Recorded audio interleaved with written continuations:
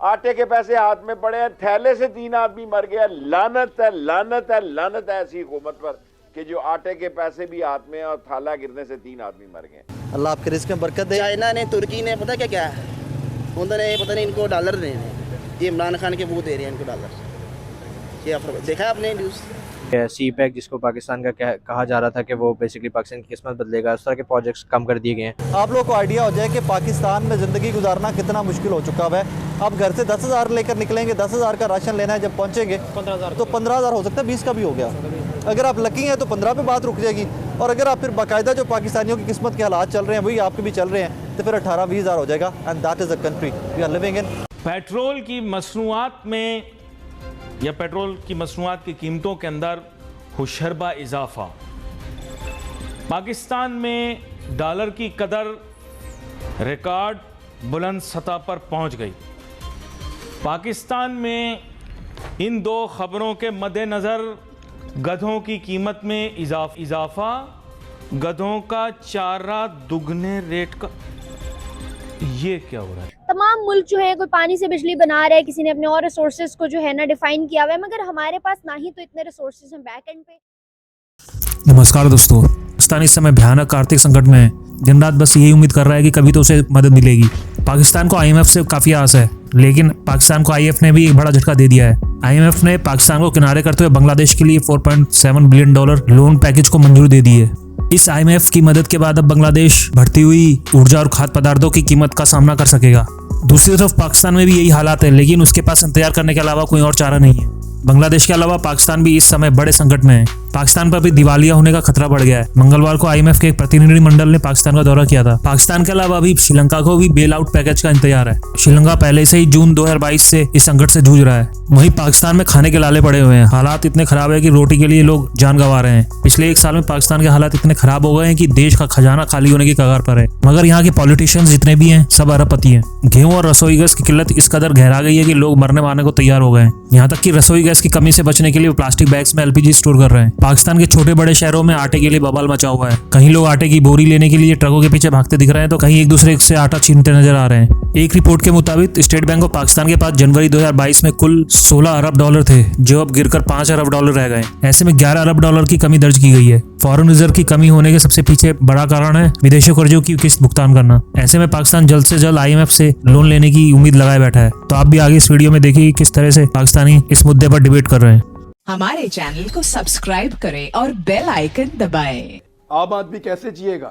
सब्जियां महंगी क्यों हैं? क्योंकि लाने का किराया बढ़ गया है। दालों की कीमतों को क्या हुआ?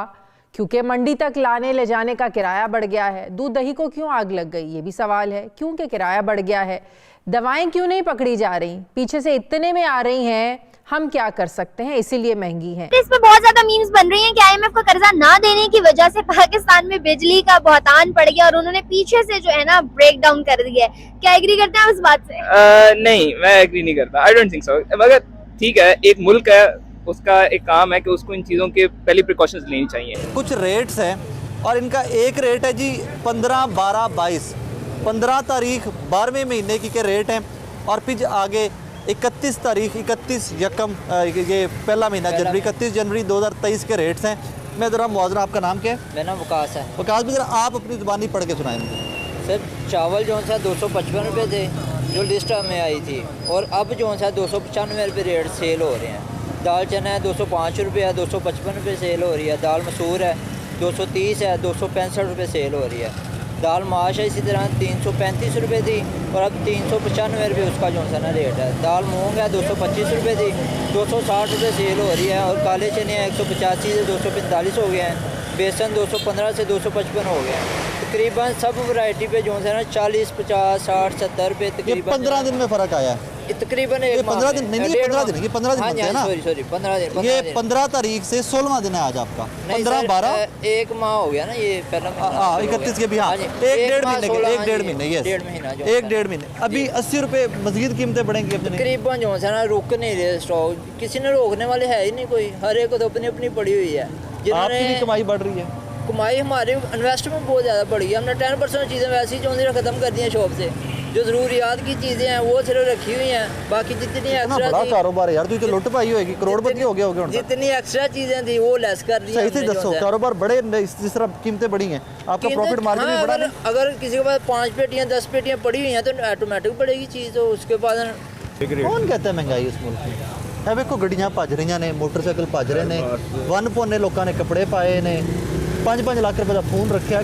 केड़ी महंगाई केड़े मुल्क दी? मैंने सारे तुम रौला पाया महंगाई बड़ी, केड़े मुल्क की गल करते हो? सर महंगाई देखिए ना कि जिसके पास है उसके लिए तो महंगाई नहीं है, और जिस बंदे के पास इस मुल्क में रोटी खाने के लिए उसके लिए वो महंगाई है। यहाँ पे अल्लाह माफ़ करे कि वो लोग हम देखते हैं यहाँ पे जो फैमिलियाँ आती हैं गोश्त लेने के लिए, आधा किलो गर्दने 100 रुपये 50 रुपये ऐसे वो पंजे लेके जा रहे हैं, 200 रुपये किलो है।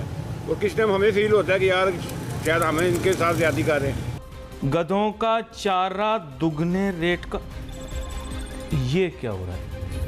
अच्छा आगे पेट्रोल इतना महंगा हो जाएगा कि वैसे कीमत बढ़नी तो नहीं चाहिए। अगर तलब और असद पे हो तो पाकिस्तान में गधों और कुत्तों की कोई कमी तो नहीं है। ये दो आइटम जो हैं कभी भी कम नहीं होता। जानवर की बात कर, जानवर की बात कर रहा हूँ कि कभी जो है कमी नहीं होगी।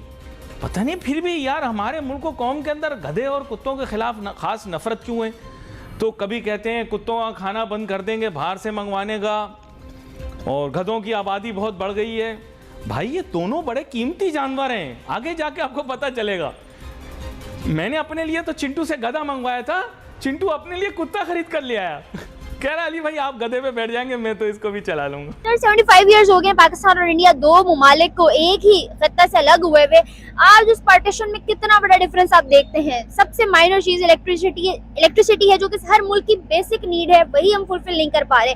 हम नारे बहुत बड़े लगाते हैं हमें कश्मीर चाहिए, लेकिन हम अपने लाहौर जैसे शहर में बिजली नहीं दे पा रहे। हम कश्मीर में कहाँ से देंगे? अगर इंडिया की बात करूँ तो उन्होंने कश्मीर तक बिजली और 5G दोनों पहुंचाए हुए हैं, तो फिर किस बात की जंग है हमारी सबसे?